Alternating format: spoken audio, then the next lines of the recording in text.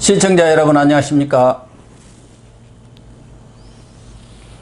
시사정담 시작하겠습니다. 시청자 여러분, 어제 그러니까 8일 저녁 윤석열 전 검찰총장과 단독 만찬 회동을 가진 김영환 전 의원님, 전 과기부 장관님 모시고 무슨 얘기들이 오갔는지 깊숙한 얘기를 들어보는 시간을 갖도록 하겠습니다. 김 장관님. 네. 그동안 윤석열 전 총장과 소통 라인이 없었다. 저한테 엊그저께 화요일 날 와서 또 그렇게 말씀을 하셨는데 어떻게 뚫었는지 지금 윤석열 전 총장이 만나는 사람들이 우리나라 대선 주자급들만 만나고 있는데 김 장관님을 만났어요. 어떻게 회동이 됐습니까? 성사는? 우선은 좀 죄송한 것은 예.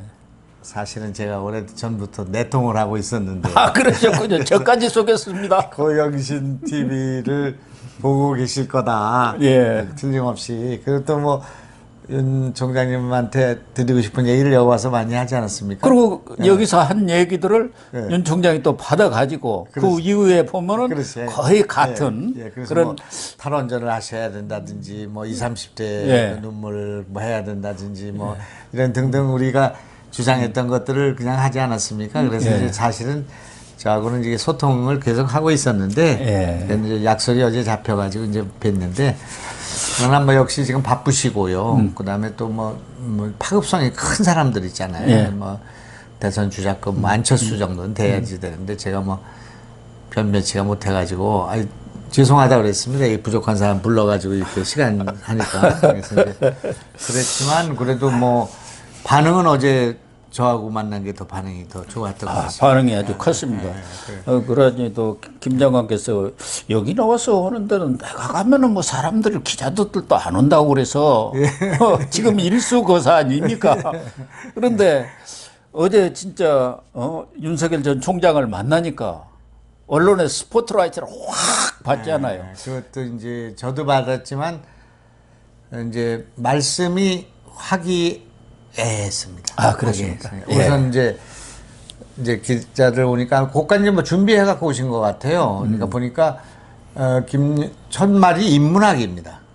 김영환 전 장관은 인문학의 조예가 있고, 그러니까 인문학을 바탕으로 해서 정무적 감각이 좋은 그런 정무적 감각이 있는 분이기 때문에 자기는 존경했다 그런 말이에요. 그러니까 지금 이제 페이스북이라든지 이런 여기에서 이제 대담 같은 거, 고영신 TV 대담 같은 거를 볼 때 이분은 같은 말을 해도 이제 인문학적인 그 기반을 가지고 이제 얘기를 그렇죠. 하고, 그다음에 그러면서도 정무, 그 지금 현재 정치에 대한 분석이 뭐 있어서 좋다 뭐 그런 말씀하시니까 제가 또 이게 덕담을 또 해야 되잖아요. 화담을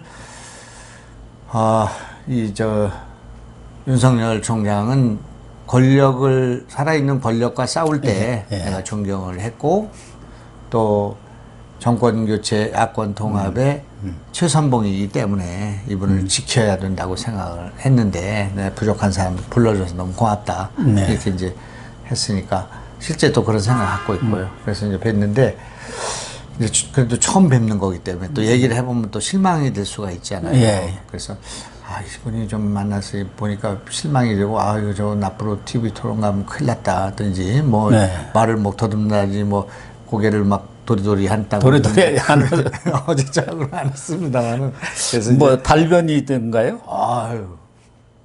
우선 이제 제가 느낀 것은 독사량이 상당한 분입니다.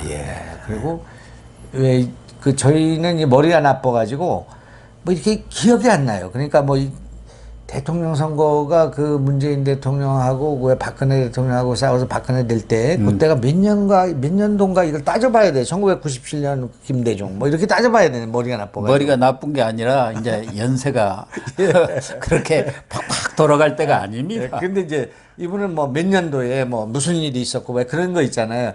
그게 꼭 머리만 아니고 기억력이 좋은 사람이 또 있는 것 같습니다. 근데 그것이 검사 아닙니까? 검사들은 정확하니 날짜고 뭐고 이렇게 짚어서 수사를 해야죠. 그런 거 이제 직업의식인지 모르겠는데 이제 뭐 저는 이제 정치권에 있을 때 권노갑 의원 있잖아요. 예. 그분이 그 기억력이 기가 막히시더라고요. 예. 뭐 1970년 미친 날 뭐 신민당 의총에서 누가 무슨 얘기를 해서 김대중이 뭐 잘렸는데 뭐 그때 뭐 가방을 들고 뭐 어떻게 해가지고 뭐 대통령 후보가 되고 이거 이 날짜 시간을 정확히 이해하는데 예.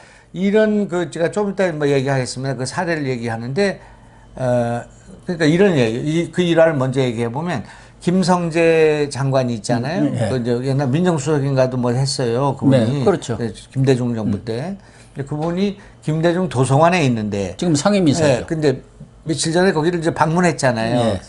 그래서 거기서 이제 그 김대중 뭐 연설하는 거 이런 사진을 보다가 이제 그 김대중과 얽힌 이야기를 김성재 장관한테 해줬다는 거예요, 자기가. 아하. 어제 나한테 들려준 얘기예요. 예. 그게 이제 어떤 얘기를 하다 나왔냐면 민정수석이라는 자리가 굉장히 중요한 자리인데 이 정부에서 민정수석이라는 자리에 적재적소에 상당히 유능한 사람을 갖다 배치해야 되는데 그런 생각을 못하는 것 같다. 예. 민정수석이라는 자리 그거는 이제 부패도 막는 그런 자리지만 뭐 당정 간의 관계도 조정해야 되고 뭐 여러 가지 중요한 의미가 있기 때문에 굉장히 그 정치적인 또 야당도 배려하고 이런 그 이해를 갖는 폭넓은 그런 종합적인 사고를 가진 사람을 인사해야 되는데 그렇지 못한 경우가 있어서 문제가 되는 것 같다. 그런 얘기를 하면서 이 민정수석이라는 게 처음 생긴 것이 1969년도에 김대중 대통령이 강원도에 가서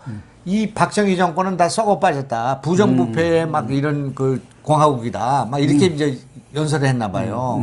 그분이 또 연설을 좀 독하게 하시잖아요. 예. 그러니까 막 전라도 사투리를 막 하니까 청와대 발칵 뒤집어졌대요. 그때. 그래서 이제 박정희 대통령이 막 화가 나가지고 막 이제 그렇게 했는데 그래서 야, 그렇지만 우리 지금 우리가 진짜 이렇게 부정부패가 그것도 이제 박정희 대통령 훌륭한 점이죠. 부정부패를 도려내겠다. 야당이 저렇게 얘기하니까 이걸 하는 그 수석을 하나 만들어야겠다고 해가지고 민정수석을 만들었다는 1969년도에. 아, 그랬군요. 그게 이건계래요. 그때 아. 서른 몇 살짜리 검사 이건계라는 예, 겁니다. 유명했죠. 그러니까 그걸 다 기억을 하고 와서 김대중 도서관에서 이게 그때 연설해가지고 이게 민정수석이 생기고 이런 거를 다 얘기를 하니까 김성재 그 장관이 깜짝 놀라면서 그분은 그런 거 잘 모르죠. 김대중 도서관에서도 모르는 일을 이제 했다는 거예요. 근데 예. 그런 얘기를 쭉 할 때 이렇게 보니까 야, 이분이 뭐 정치를 뭐 내가 그 얘기는 내가 해줘야 되잖아요. 네. 뭐 정치가 과거에 민정수석 이렇게 되고 이렇게 되는데 저는 뭐 몇 년도인지도 모르고 멍하고 있고 그냥 뭐 좀 공부 좀 가르쳐 주려고 와서 공부 좀 배우고 온 거 격이 되니까 내 속으로는 아, 이분이 뭐 정치에 대해서 뭐 모른다고 하지만은 상당히 정치하고 이제 검찰도 뭐 이런 대통령 수사 뭐 이런 거 해가지고 상당히 많은 그런 정보를 가지고 있지 않겠습니까? 네. 그러니까 그래서 내가 이제 기자들한테 얘기한 거죠. TV 토론은 아무 문제 없을 것 같다. TV 토론은 앞으로 TV 토론 중요하지 않습니까? 네. 토론하는데 뭐 막 원자로를 원자핵을 원자로로 하고 뭐 그런 일이 벌어지면 곤란한데 도리도리만 안 하면 되겠네요. 그러나 콘텐츠는 충분히 갖추고 있다. 그러니까 그런 이제 말씀. 잡학인 것 같습니다. 잡학. 그러니까 검찰이나 법률 이런 게 아니라 그냥 뭐 다양한 그 인문학적 그런 관심이 많아서 동양 고전이라든가 또 역사 이런 부분에 대해서 아주 관심이 많다는 거. 독서가 굉장히 폭넓게 이루어진 것 같고요. 어제 제가 책을 2권 갖다 줬는데 사실 선생님은 어떨지 모르겠는데 우리는 책 지금 보면 책 잘 못 읽거든요. 네. 그냥 뭐 좀 보다가 보면 그냥 머리말만 눈이 보고 좀 또 그렇죠. 인터넷 찾아가지고 갖다 오려붙이고 이렇게 글을 쓰지 책을 딱 읽어본 지가 참 오래된단 말이에요. 눈이 또 그 돋보기 써야 되고. 근데 뭐 받자마자 이건 꼭 뭐 당장 읽겠습니다. 뭐 이런 걸로 봐서 책을 또 상당히 좋아하고. 책을 어떤 책을? 하나는 이제 제가 2012년 뭐 9년 그때 이제 지식경제위원장을 했어요. 예, 그래서 국회. 그래서 이제 제가 우리나라를 살리는 얘는 반도체가 살린 거 아닙니까? 예, 그 예. 조선이 살린 거 아니에요? 원자력 살린 거 아닙니까? 우리 자동차 뭐 이런 게 살린 거잖아요. 그러니까 핸드폰도 살렸고 그러니까 나라를 살릴 수 있는 산업, 기술, 정책이 뭐가 있겠나. 그 10개만 만들면 내가 대통령 될 수 있겠다. 혹시 대통령 안 되면 대통령 될 사람한테 이거 줘야겠다. 예. 생각을 해서 세계를 돌았습니다. 세계. 제가 이제 시간을 내가지고 경제위원장이니까 가면 저 거기서 또 뭐 이제 산업체나 뭐 이런 걸 볼 수가 있으니까. 그래서 이제 아랍에미레이트의 원자력 거기도 가보고 또 뭐 싱가포르 같은데 의료 무슨 이렇게 영리병원 같은 데도 가보고 또 프라이부르그 같은 데는 이제 독일에 가가지고 이게 신재생 에너지를 어떻게 해가지고 원자력 없앴는가 이런 것도 가보고 뭐 이런 등등의 여행을 하고 집필을 하고 공부를 해가지고 10가지를 하면은 우리나라가 앞으로 선진국이 될 수 있다 생각해서 만든 책이 있는데 나라를 살리는 10가지 생각의 창고입니다. 책을 뭐 홍보할 필요는 없고 왜냐면 이게 절판이니까 이제 그래서 그 한 권을 갖다 드렸고 그다음에 KDI에서 나온 한국 경제와 미래라는 그 책을 이제 샀는데 경제 미래 이제 지금 앞으로 이 지금 정책 이런 거를 이제 하나하나 내놔야 되지 않겠습니까?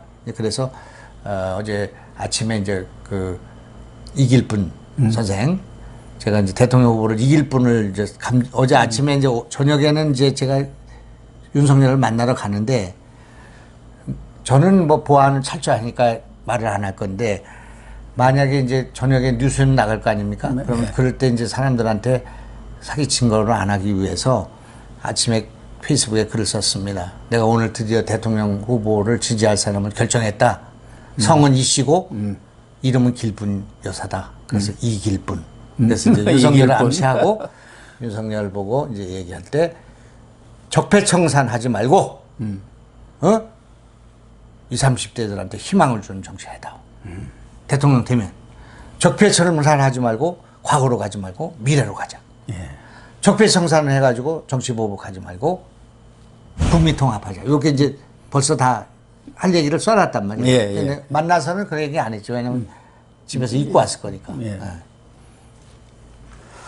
그러면은 이 윤석열 전 총장 하면은 범상이란 말이에요. 범 내려온다. 요새 그 유행인데.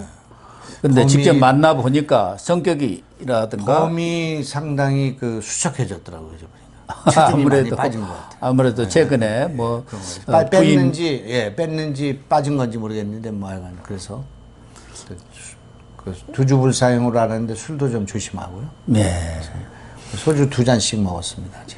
아 그러면 뭐 술은 거의 안 하셨? 또 뭐 술 마시러 만난 건 아니니까. 아니 나는 먹고 싶은데 먹고서 나가면 얼굴 빨개져서 기자들이 또 사진 찍으니까 그래 못했죠.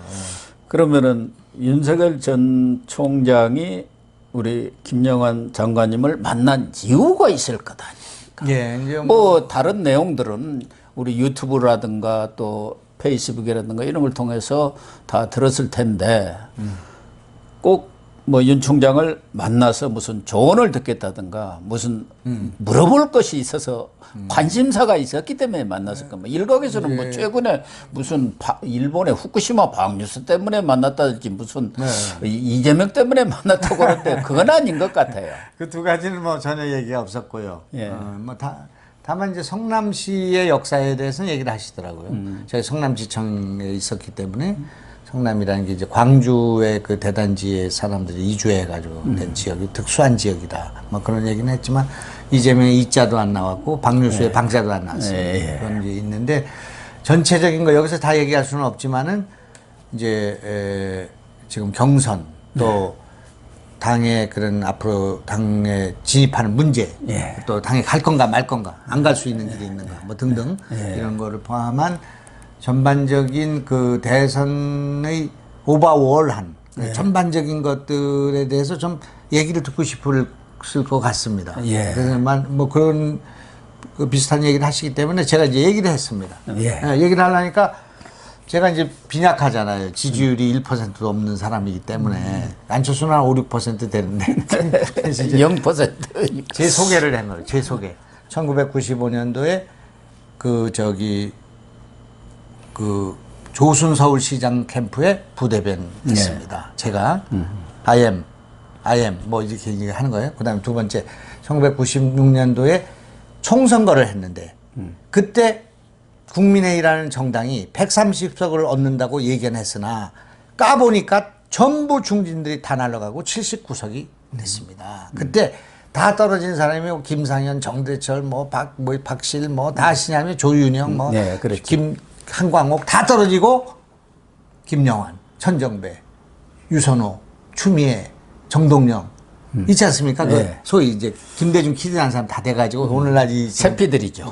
예, 그때 새피 수혜를 했으니까. 그렇게 이제 됐을 때 국회의원 빠지도 달기 전에 김대중 대통령이 이해찬 기획실장 해가지고 총선을 망쳤기 때문에 기획실을 아예 없어버리고 대선을 위해서 정세분석실이라는 걸 만들어갖고 여론조사, 그다음에 그 홍보 뭐 이런 등등을 다 그 하는 그걸 만들어가지고 그때 SNS는 없었고 그러니까 그렇게 해서 김영환 당선자 시절에 김영환을 임명했습니다.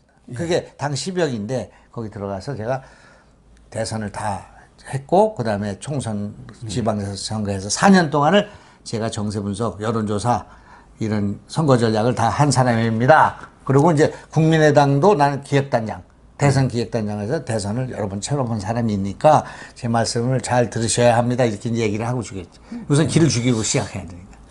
내가 제갈량이 될 수 있습니다. 뭐 이런 말씀이신 것 같아요. 제갈량까지는 아닌데 방통 정도는 그렇게 이제 얘기를 하고 이제 얘기를 했죠. 그래서 이제 모든 문제의 지금 출발점은 여론조사와 여론의 조사의 결과에 따라서 이것이 지금 현재 전국에 영향을 주고 여론조사의 결과가 또 여론조사에 영향을 주는 그런 시대다. 예, 그러니까 그렇습니다. 이런 문제들에 대해서 굉장히 정교하고 예민한 그런 게 필요하다. 예. 그러니까 예를 들면 국민의힘에 언제 들어갈 것인가, 들어갈 것인가 말 것인가, 또 뭐 어떻게 될 것인가, 뭐 이런 거는 전부 다 그 여론의 추이에 영향을 준다 그러니. 예, 그래서 그렇죠. 여론조사는 지금 유선전화하고 무선전화가 있는데 유선전화는 지금 우리한테 유선전화가 아니라 그 개인 면접, 그 저 전화 면접 조사 있지 않습니까? 예.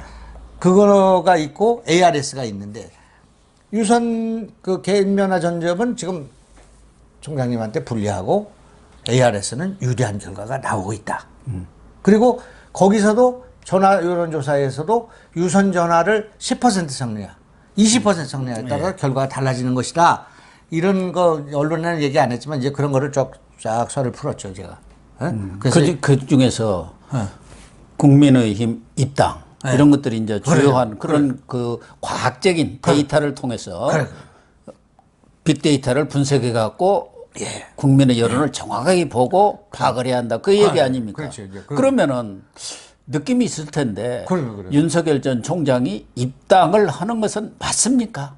그러니까 이제 이런 거 지금 대외적으로 예, 예. 본인은 예. 아직 입당이라든가 이런 것까지는 내가 생각할 겨를은 없다. 그러니까 이제 입당을 전제했기 때문에 의원들도 만나고 또 본인도 그렇게 입당을 확 열어놓은 거예요. 지금 이분이 이준석도 만나고. 우리 김 장관님 딱 들어보면 이 사람이 입당은 하는구나 이런 그렇죠. 게 느낌이라는 게 있잖아요. 뭐 단일화는 100% 제가 볼 때는 예. 입당은 제가 그냥 감으로 제가 하니까 이건 뭐, 그렇죠. 뭐 신문에 쓸 일은 없으니까 입당은 한 7, 80%의 입당 생각하지 않는가 제 생각에. 그럼 입당을 안 할 경우는 어떻게 되냐? 안 할 경우는 안 할 경우는 밖에 있으면서 국민의힘 프라이머리에 들어오는 거예요. 당은 입당은 안 하고 하는 거예요. 그 방식이 미국의 오픈 프라이머리입니다. 오픈 프라이머리죠. 거기에 그 왜 지난번에 누구죠? 그 샌더슨인가? 예. 그분이 입당은 아니, 당원은 아니야. 근데 민주당 오픈 프라이머리에 들어가서 괄목할 만한 성과를 내지 않았습니까? 이제 그런 방식을 국민의힘이 열어주면 입당하지 않고 하는데 국민의힘이 그럴 이유가 그렇지는 않겠죠. 않을 거예요. 그러면 괜히 그냥 장사가 안 되니까. 택시 타고 온 사람은 소용없다는 거 아닙니까? 경선버스에 타야지. 뒤늦게 택시 타고 와서 그건 특정인을 위해서 다른 그런 루트는 열어주지 않겠다는 게 이준석 대표 이야기 아닙니까? 또 우리 국민들은 그런 부분에 대해서 익숙치가 않아요. 또 간보는구나 이렇게 되는. 그것도 있고 이제 지지율이 지금 큰 후보가 밖에 딱 있으면 이제 이 당이 이제 오히려 이쪽으로 이제 연대하는 단일화하는 과정을 통해서 입당은 하지 않고 이제 국민의당 후보는 아닌데 범야권 단일 후보가 되는 경우가 있을 수가 있으니까요.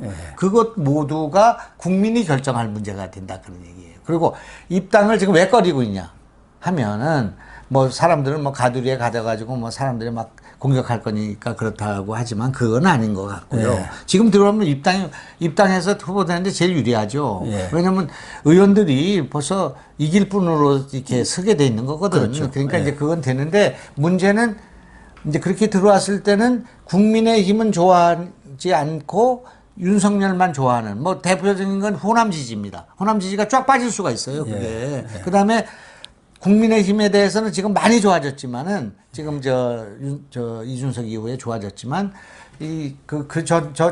정당은 내가 평생 한 번도 찍어보지도 않은 정당이고 뭐 싫다 그러는데 윤석열은 요번에 좀 해서 정권 교체해야 되겠다는 분들이 따라오지 않는 부분이 얼마나 빠지는가. 그리고 또 들어오면 불확실성이 개선되면서 얼마나 또 지지가 또 올라가는가. 이거를 정확히 분석해야 되는데 그걸 그냥 여론조사를 보고 분석하라 그러면 조금 없어 보이잖아요. 그러니까 빅데이터. 빅데이터를 가지고 그거 말고도 다른 여러 가지 빅데이터를 가지고 분석을 하는 툴이 있다면 좋으니까 과학적으로 해야 됩니다. 이제 그렇게 제가 조언했죠. 그리고 그렇게 아마 생각하실 것 같습니다.